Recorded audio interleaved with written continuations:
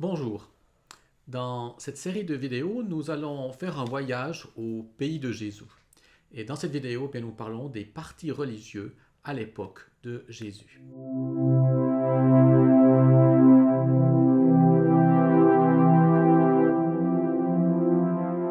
Si tous les Juifs confessaient la foi du schéma Israël et se considéraient comme les héritiers de l'Alliance, si à l'exception des Samaritains, ils considéraient Jérusalem comme la ville sainte, des groupes de tendances spirituelles différentes se constituèrent progressivement au sein du peuple d'Israël. Ces différents groupes ou partis virent le jour au moment de la révolte maccabéenne au IIe siècle avant Jésus-Christ, où un souverain grec voulut gréciser le peuple d'Israël et interdire le culte au temple.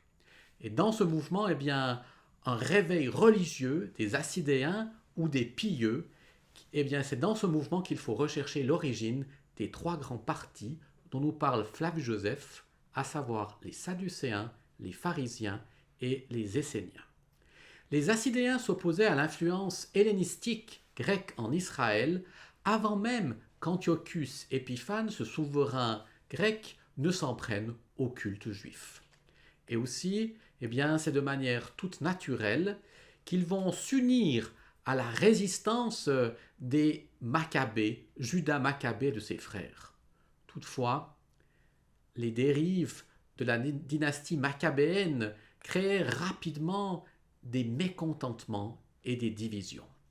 En 152 avant Jésus-Christ, Jonathan Maccabée s'arroge alors le double pouvoir royal, mais aussi celui sacerdotal, celui des grands prêtres, alors que le grand prêtre était depuis Salomon un prêtre de la lignée de Sadoc. Cet acte va créer une fracture entre la dynastie hasmonéenne, maccabéenne et les Hassidéens, desquels vont naître les différents partis. Chacun d'eux eut alors pour but de refaire d'Israël la parfaite communauté de l'Alliance. Notons toutefois que la majorité des Juifs de l'époque de Jésus n'étaient membres d'aucun parti. Venons-en maintenant au premier de ces partis, à savoir les Sadducéens. Le terme Sadducéen fait référence à Sadoc, établi grand prêtre par le roi Salomon vers 505 avant Jésus-Christ. Quand Jonathan Maccabée se fait proclamer grand prêtre en 152 avant Jésus-Christ, cette antique famille sacerdotale se sent détrônée et en réaction fonde le parti dit des Sadducéens. Ils se considéraient comme les seuls descendants légitimes des grands prêtres, et ce parti était avant tout lié au culte, au sacerdoce. Leur opposition à la famille des Maccabéens fut toutefois de courte durée puisque bientôt ils se rallirent à eux et ils les conseillèrent politiquement et religieusement. Groupe aristocratique, aisé, qui recrutait essentiellement chez les prêtres, ils étaient selon Flavius Joseph puissants et jouissaient de l'appui des riches plutôt que celui du peuple. Au Sanhédrin, le conseil religieux juif le plus puissant de leur époque, leur autorité était grande, voire absolue. Jusqu'en 76 avant Jésus-Christ, c'est à cette date que pour limiter leur influence, on y introduit quelques pharisiens. Conservateurs, les Sadducéens étaient opposés à tout changement, qu'il soit d'ordre cultuel, religieux ou politique. Et dans ce sens, et à la différence des pharisiens, ils ne reconnaissaient que la tradition écrite, la Torah, c'est-à-dire les 5 premiers livres de la Bible, et refusaient toute autorité à la tradition dite orale. Tout en considérant que les livres bibliques dits prophétiques et sapiensaux faisaient aussi partie du corpus scripturaire de l'écriture sainte, ils attribuaient néanmoins une valeur clairement prépondérante au Pentateuque. Ils niaient ainsi la résurrection du corps, l'immortalité de l'âme, ne trouvant pas ces doctrines clairement enseignées dans le Pentateuque. La conception traditionnelle de la rétribution dite immédiate trouvait toutes les faveurs à leurs yeux, puisqu'ils interprétaient leur richesse, leur pouvoir, comme un signe de la bénédiction de Dieu dans cette vie présente. Se conformant encore à la lettre de la Torah écrite, Ils étaient d'avis que les règles de pureté s'appliquaient uniquement dans l'enceinte du temple et qu'en conséquence, elles concernaient essentiellement et uniquement le clergé. Alors que les pharisiens étendaient les règles de pureté à l'ensemble de l'existence et à toutes les couches de la société, les sadducéens soutenaient que le peuple n'était pas tenu de respecter ces règles de pureté et qu'il pouvait donc fréquenter les non-juifs.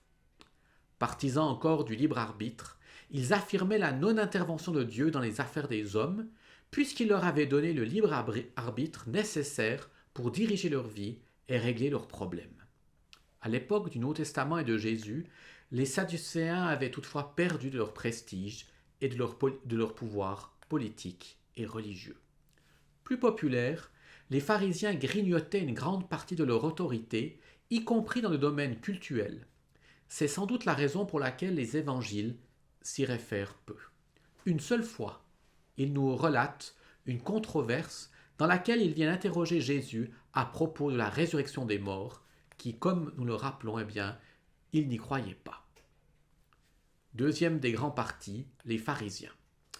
Alors que les sadducéens étaient plutôt liés au culte, les pharisiens constituaient eux un parti lié à la Torah, à la parole de Dieu. Leur nom vient d'une racine verbale qui signifie être à part ou séparé.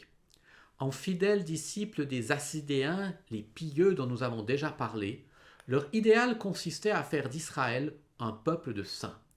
Pour cela, ils choisirent une vie séparée, d'où l'origine de leur nom, une vie séparée de tous ceux qu'ils considéraient comme impurs. Ils s'inscrivaient dans la lignée du prêtre Esdras, qui au 5e siècle avant Jésus-Christ militait pour que l'on reconstruise avec autant de ferveur que le temple de Pierre une vie spirituelle fondée sur l'étude de la Torah et sur la prière. C'est essentiellement durant le règne de Jean Hircan, entre 134 et 104 avant Jésus-Christ, qu'ils entrent dans le cours de l'histoire, quand eux aussi, ils s'opposent avec véhémence à ce qu'un roi occupe le poste de grand prêtre.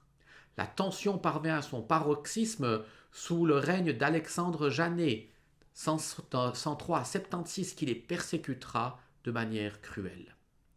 La situation va évoluer en leur faveur lorsque la femme d'Alexandre Janet, qui lui succède, Salomé Alexandra, acquise à leur idée, leur octroie le droit de régner au Sanhédrin, jusque-là uniquement réservé aux Sadducéens. C'est essentiellement parmi les gens du peuple qu'ils recrutaient leurs adeptes.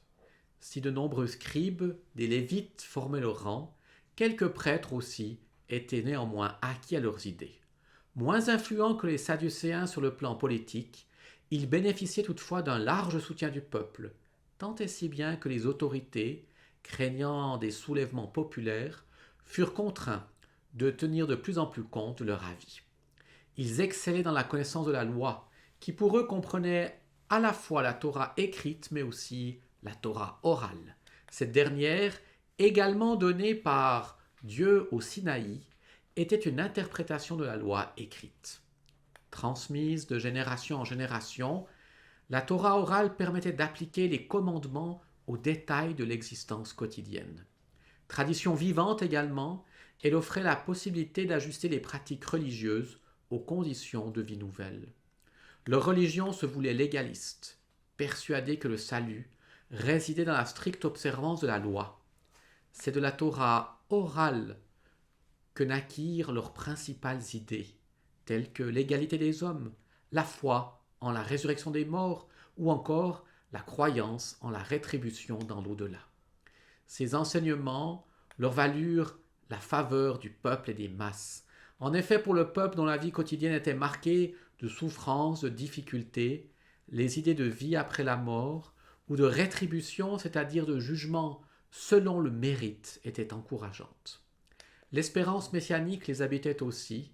En respectant la Torah tant écrite qu'orale, ils pensaient pouvoir ainsi acquérir les mérites nécessaires au salut et à l'envoi du Messie qui viendrait rétablir le royaume de Dieu ici sur terre.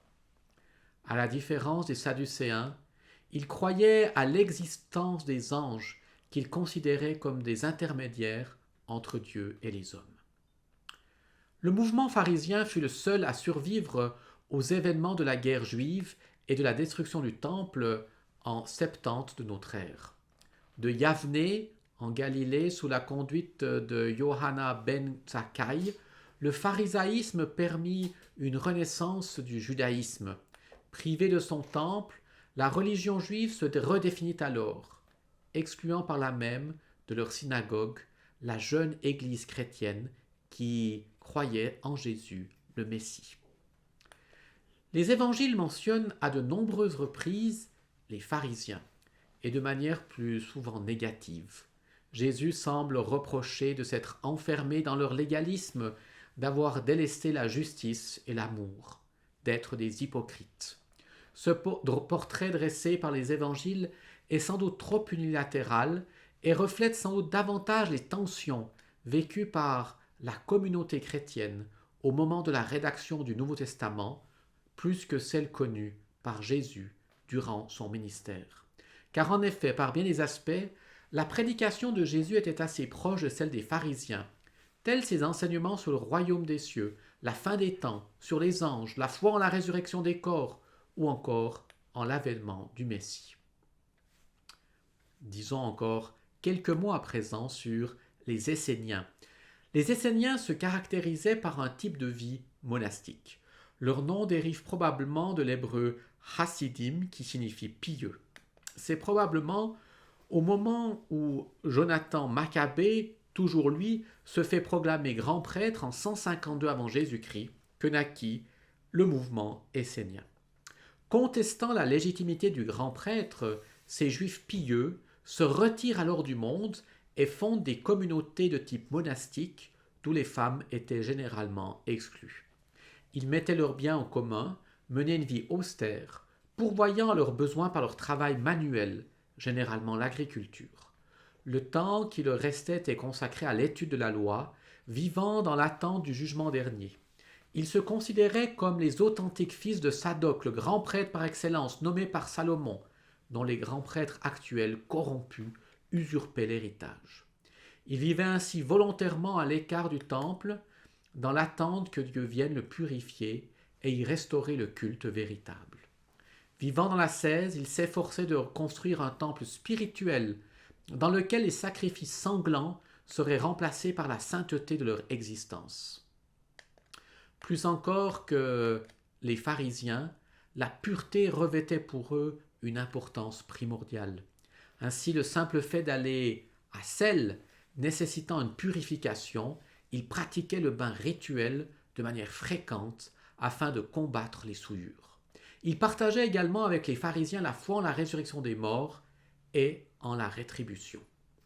Comme dans la vie monastique, les candidats qui souhaitaient rejoindre la communauté commençaient par vivre une année de probation. Après cela, ils étaient admis au bain de purification, puis 2 ans plus tard, étaient définitivement acceptés et pouvaient alors participer au repas sacré pris en communauté.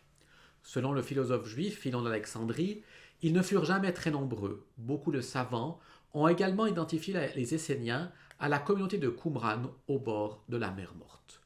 Le mouvement ne survécut pas à la tourmente suscitée par la guerre juive. Contrairement aux autres groupements religieux, le Nouveau Testament semble ignorer l'existence des Esséniens, bien que leur existence soit clairement attestée à l'époque. De nombreux commentateurs pensent d'ailleurs que l'Église primitive fut très influencée par l'organisation et le style de vie de leur communauté.